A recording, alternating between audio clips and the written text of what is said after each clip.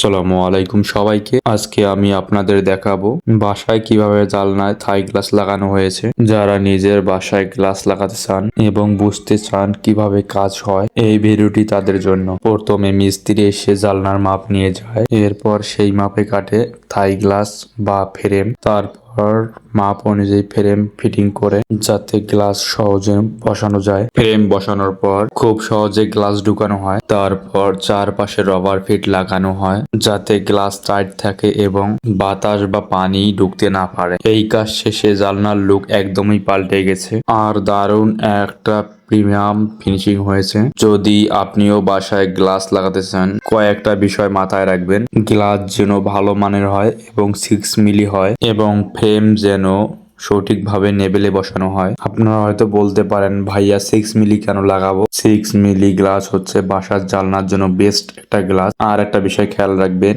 মিস্ত্রি যখন গ্লাস কাটবে সরাসরি উপস্থিত থাকবেন। ভিডিওটি ভালো লাগলে লাইক দিন, সাথে শেয়ার করুন আর ভবিষ্যতে এমন আরো বিভিন্ন ধরনের ভিডিও পেতে আমাদের চ্যানেল সাবস্ক্রাইব করতে ভুলবেন না। ধন্যবাদ।